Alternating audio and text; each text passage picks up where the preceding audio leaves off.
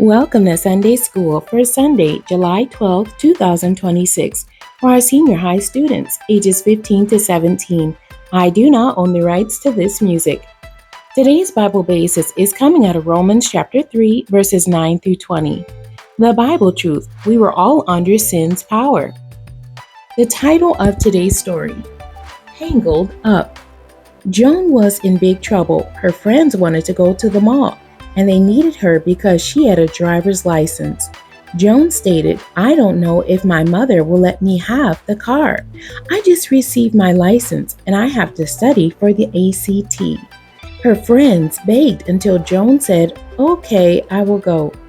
Joan asked her mother if she could drive her friends to the mall. Her mom said, "Absolutely not. That is too many people in my car, and you just got your license." Joan pleaded, but the answer was still no. She told her friends, and they said, "Okay, let's just take the bus." Someone else suggested, "Just drive the car. You're a good driver. We can be quick, and your mom will not even know."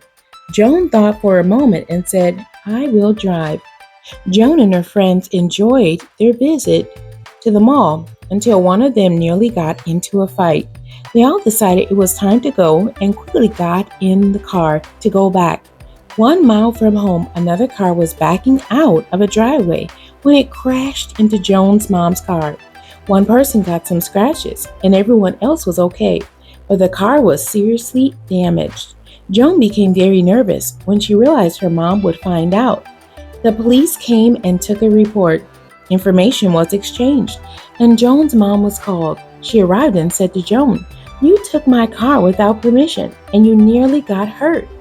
How can I trust you to make good decisions? No driving or mall for at least 2 months." Joan glumly accepted her punishment and wondered how she could regain her mom's trust. Our lesson scripture, Romans chapter 3, verses 9 through 20. What then? Are we better than they? No, in no wise.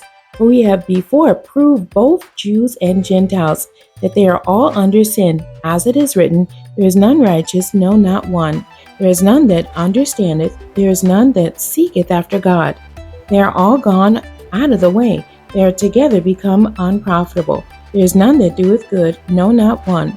Their throat is an open sepulchre. With their tongues they have used deceit.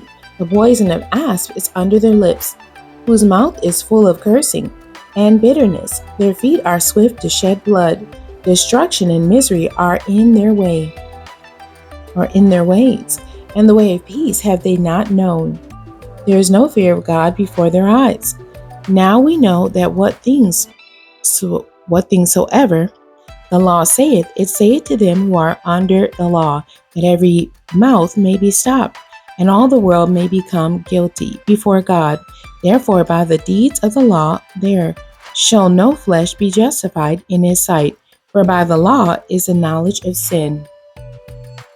Paul wanted the Roman people to understand that all people have their own issues and have made mistakes at one time or another.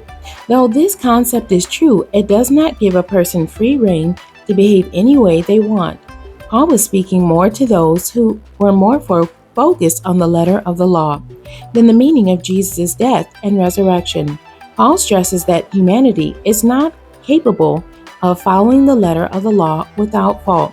Again, this does not give us free rein to disobey or sin against God. We must try our hardest to follow and please Him. Many people are grateful for all they have in life, but others take every opportunity to abuse their privileges. Paul laments that humans have corrupted God's creation almost from the beginning, and that all people continue to be sinful and will be held accountable by God. In today's story, Joan does just that. She has the privilege of using a car and having her license, but she allowed the desire to have a good time to overtake her, and she abused those privileges. She soon learned that a good time was not worth losing her trust and privileges. The questions from our story today. Number 1, when Joan's friends pressured her into taking them to the mall, what should she have done before agreeing?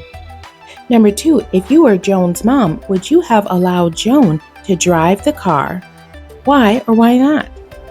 Number 3, why did Joan agree to drive even when her friends offered to take the bus? And number 4, what did you learn from Joan's mistake? The questions from our lesson scripture. Number 1, when Paul says not one of us is righteous, what do you think he means? Number 2, what does Paul say the law is for? Number 3, do you think Paul is saying we have the capacity as humans to follow the law? Why or why not?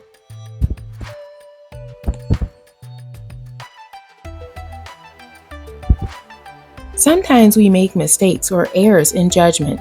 Think of a time when the mistake you made affected someone else. How did it make the other person feel? How did you feel? If you feel comfortable sharing, go online and share your answers. You may help someone think out a choice they need to make. The memory verse, therefore by the deeds of the law there shall no flesh be justified in his sight. For by the law is the knowledge of sin. Romans chapter 3 verse 20. The end. God bless you and thank you for joining me today.